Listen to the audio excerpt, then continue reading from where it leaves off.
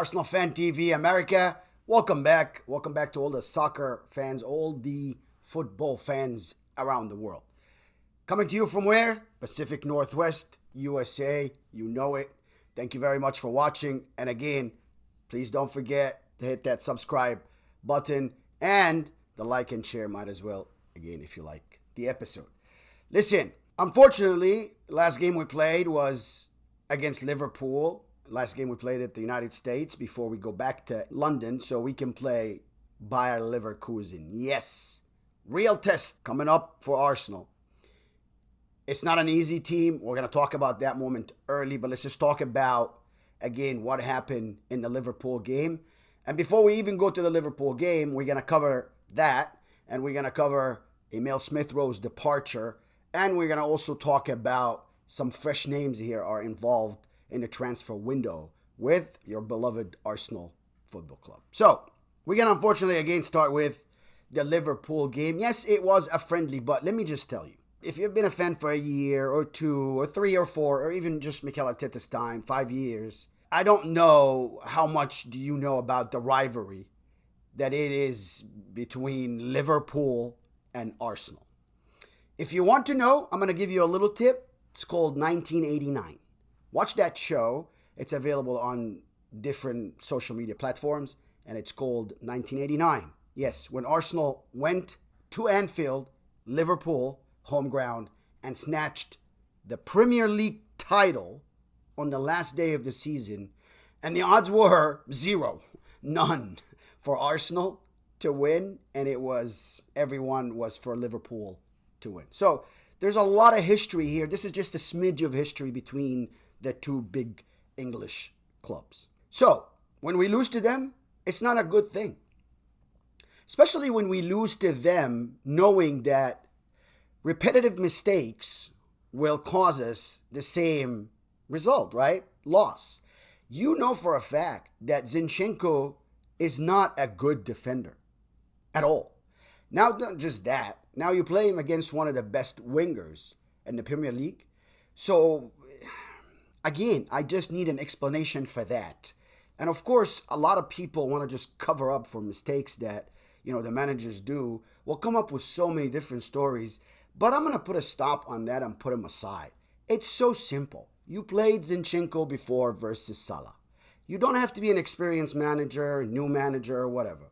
You just have to have common sense and brains. If I have Salah, I will never play Zinchenko against him. I just will never do that because I know it's going to result in a goal or two or three sometimes. Zinchenko does not track back. And we saw that. And here's the first goal by Salah. Liverpool are playing on us in the back, playing, keeping. No pressure. This is our style, right? We pressure up front. We had Odegaard. We had all our players. And they had the youth players going, right? Keep the ball, these youth players in the back. And then all of a sudden they make one pass. Elliott holds the ball, turns around, passes it to Salah. We're cooked. Seriously? Are you serious? So, that's not a good look for us. Preseason or not, playing versus a club like Liverpool, it's a big deal. They won the game because they were far better than us. That game was concluded 2-1. They were the much better team. They were more composed. It looks like they knew what they were doing. We were just more angry, not fit, not playing the right plan, no execution. Again, wasn't great to see. So now we go next to play Bayer Leverkusen. And if you just don't know, this is a club that won the Bundesliga, the German Premier League in football or in soccer. It's called the Bundesliga. And they won that free and clear, meaning no losses. Not a single loss the whole entire season. And nobody's ever done that in Germany. So that was the first club to ever do that. And wow, what an accomplishment and an achievement by Granit Xhaka's team. Yes, the ex-Arsenal player will be leading that squad when they come to the Emirates on Wednesday for the Emirates Cup. Xabi Alonso's team is a very powerful team, strong team. So hopefully, playing like how we played in front of Liverpool, in front of youth players, if we do the same thing in front of Leverkusen, we are going to get embarrassed. at the end. So hopefully we come out on the day the right team. But the Liverpool game seems like Arsenal just being Arsenal, playing against Man United. We win. We come in front of Liverpool. We don't perform. It's not about winning or losing, by the way, only. Like, we all say. It's a friendly, so the results won't take us anywhere. But it's about the performance, about wanting to win every single game. And I say that to, old and new fans. I mean, listen, you have to understand and appreciate old school fans. And old school fans, you also have to understand and appreciate new school fans. Why? Because old school fans, we used to Arsenal playing at a certain level, producing certain results, seeing them, even though with no trophies, seeing the team play and perform at a certain level. We don't go buy big superstars. We don't flash, money. We make them. So these kids grow up with us in the academy and then they play. We get them young like we used to, Cesc Fabregas and whatnot. If we're going to buy players from outside, we get the best and we groom them and we make them into great footballers, right?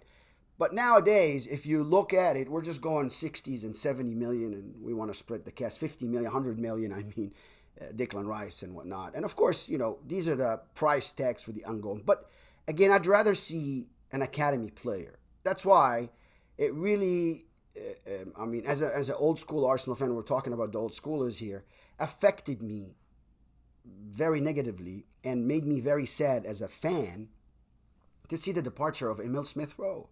I mean, this kid has been with us forever, right? Since he was 10 years old. That's just a lot of years. So if you know this kid from him since he was a child, and you see him and you see pictures and you see him playing his first game at football with Arsenal, you see Bukayo Saka making these goals, to him, he's just nobody you just let go. And I want to ask a question here also as an old school fan. Why would I have to keep someone like Fabio Vieira or Jorginho and let someone like Emile Smith-Rowe go? Why couldn't I give him the amount of time I give Jorginho? He would have been happy with that. So these are the question marks. He wants playing time. He's a great player. No Arsenal fan will tell you Emile Smith-Rowe is not a good player and he doesn't deserve it. Whether you're an old school fan or a new school fan, right? So the people that are Mikel Arteta's time didn't see Arsenal before. You got to appreciate and understand the history the old school fan is coming from. And we're all supporting the same club, but I see that the new era not accepting the views and how old schoolers are perceiving the games. And old schoolers don't have to be 100 years old. No, old schooler can be an 18-year-old kid that's supporting the club since she was 2, right? So the people that have been supporting the club for such a long time, it's not an age, thing. No, people that are supporting the club since Arsene Wenger days or before, people that just saw Mikel Arteta and, calling his process and his era an improvement. Sometimes also the media makes it like Arsenal was, a third-tier team and Arteta put it together and then got us where we got us. No, you need to look at it from the standpoint also that Arteta did get us where he got us, but did fumble, give away the title 2 years in a row. Not 1 year, it's 2 years in a row. So these fans that are frustrated here on this side have the right? Are we playing good football today? Sometimes, not all the time. I see Arsenal playing great football at times, but sometimes we come out and we're lost. And when it matters the most, the pattern is that when it matters the most, we don't come out and play. So now this whole entire squad is brand new. Arteta's squad, except for 2 players. Of course, Nenny is gone. It was 3 players. So except for 2 players now. Who are they? William Saliba. Yep, he did not buy William Saliba. And the second player is Gabriel Martinelli. And thank God he didn't get rid of William Saliba. But he was about to at some point. Yes, he sent him to France. He said he doesn't speak English, couldn't communicate. We don't want him, send him to France for 1 year. And that year, that kid went to France, became the best youngest defender in the league. Stood in front of Mbappe, Neymar, Messi, and the legs of that PSG, that wonder team PSG, or the years of that, team. So, when you see someone like Emile Smith-Rowe leaves, that's why you feel disheartened. Again, there's a lot of players that are getting playing time. Why not him? I don't know why. I don't know what was the demands. But I see Emile Smith-Rowe today, and I see the pictures of him in Fulham's jersey, and I see a man that's unhappy. I didn't see him like, having a great time going to Fulham. I just saw someone that's unhappy, and I see that he's unhappy, and hopefully, he gets to play and he gets to show that he deserves to play. So good luck to Emile Smith-Rowe. Again, next for us is Bayer Leverkusen at the Emirates. What a game that is going to be. Hopefully, again, we bring the Arsenal real team so we don't get embarrassed. We want to see Timber. We want to see players that sat last year. I really, want to see him play. Left back, right back, whatever. When he plays, I feel good about, about the team. He's a strong player. He's very versatile and he has heart. So I want to see him play. I don't know what was wrong with Nelson in the Liverpool game, but he was totally checked out. I'm not sure why Arteta left him on the field this long. He should have been substituted at least early second half. If not, in between first and second half, he did not perform. And it's the first time ever I see Nelson with that sort of performance. Now, is he also leaving? That's a big question mark. He wants playing time. There's some clubs also looking at him. So I'm not sure what that performance was about, but it raised a flag for me about Nelson. Is he not happy about leaving? That's why we saw him on the pitch like that.